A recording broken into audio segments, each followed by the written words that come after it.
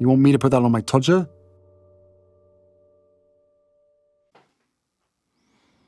Harry's wife, Fash-Onn. Why does she fuck it up? Hello, I'm H.G. Tudor.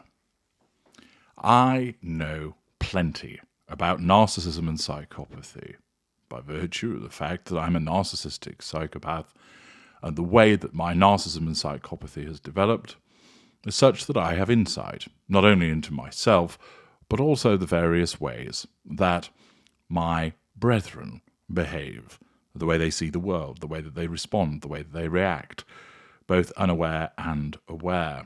Hence, this level of insight and understanding, and my conveying of it to you, is why I'm the Ultra. One of the beautiful things about my work is that not only are you entertained by it, but more importantly, it enables you to make sense of an individual or individuals who may well have been making your life an absolute misery for a complete and sustained period of time, and equips you with the tools to do something about it. You are able to achieve freedom.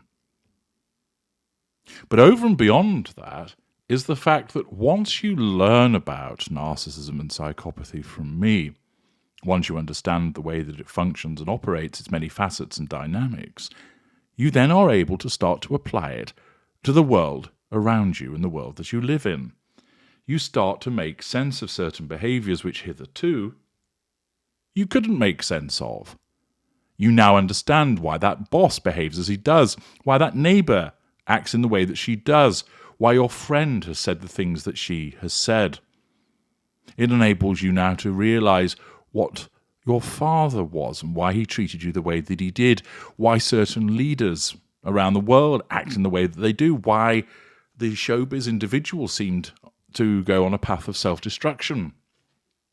It's like being given a key to understanding. But nevertheless, many people still don't understand why the narcissist behaves as they do. And my work avails me of the opportunity to unravel those mysteries for you and to help you understand. And with Harry's wife, beige as she is, she crops up so prominently and so many people are interested in her, she provides us with opportunity after opportunity to demonstrate narcissism in action and explain it. The good burgers of the Reddit thread St. Harry's Wife recently presented a thread posted by Big White Fishy. It's called Fash-Onn, sweetie. Look it up. And a selection of photographs were provided detailing the various Fash-Onn disasters that Harry's wife has engaged in. Not all of them, but many of them. You will be familiar with these Fash-Onn disasters, such as Kermit goes to church, one of our jars is missing, Pooh emoji hat, the bouncing berry of Harlem, Chairman Mao takes New York, Teacup by Royal Dalton, Tent by Army Surplus, Hyacinth bouquets settee cover, Overripe burst tomato lady, and many others besides. Let us not forget Fridge by Valentino and, of course, Grandma's bedspread. Many of these are an assault on the eyeballs. Many of them have people shaking their heads, unable to fathom out how somebody who has access to such an expensive array of couture can basically look terrible. Indeed, the opening comment amongst some in excess of 700 comments debating this on the thread came from Deep Down Low, who asks, "This is the most baffling series of photographs I've ever seen. How does someone with access to the most unbelievable resource manage to consistently look so sloppy time and time again?" It's a fair question. And the fact that Deep Down Low poses that question and is unable to understand it is indicative of the fact that that person doesn't recognise or understand how this is in relation to Harry's wife's narcissism. Do you think she puts these clothes on, looks in the mirror, and sees that it doesn't fit her, that, for instance, her inverted nipple dress is on display, that there's some back fat showing, that she looks like she's literally tumbled out of bed and fallen into a bedspread and decided I'll wear that, and thought to herself, do you know what, I look fucking terrific, even though I can see that I actually look a mess? No, of course not. There might be instances where you're getting ready and you don't look your best, but time is against you, and therefore you accept that you don't look your best, but you say, it'll have to do. I'd prefer to have sorted out my hair, I'd prefer to have got the right clothing, I'd prefer to run an iron over this.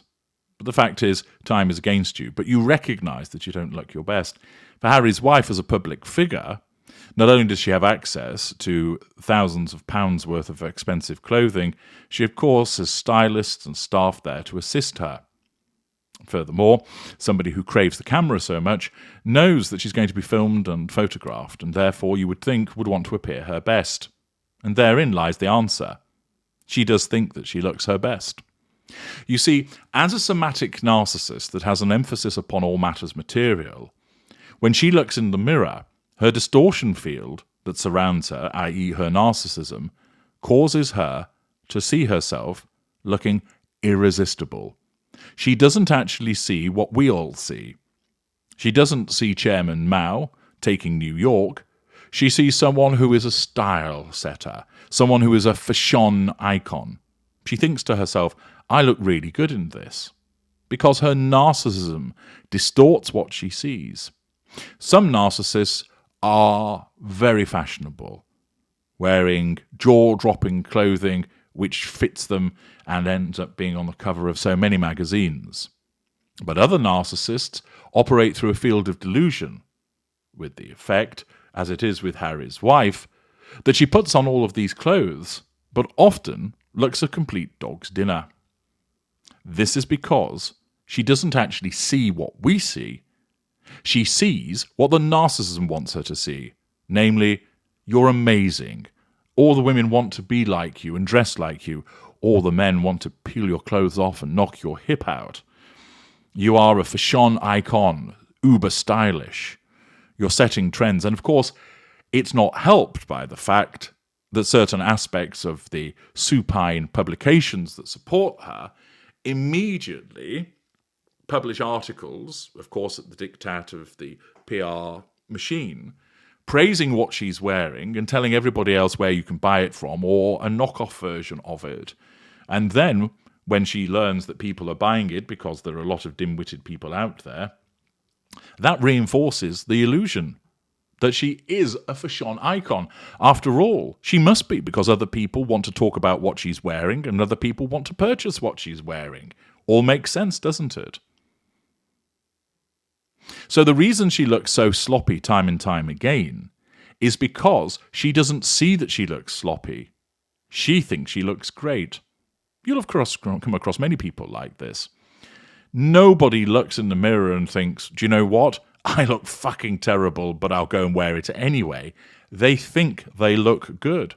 So when you see someone who's carrying some beef that squeezed themselves into some hot pants, and you think, my God, they've got an arse like a burst sofa, they better watch out, those hot pants are getting some serious strain there. That individual hasn't put them on and thought, I look stupid in them, but I'll wear them anyway. They think that they look good. And this is what Harry's wife does.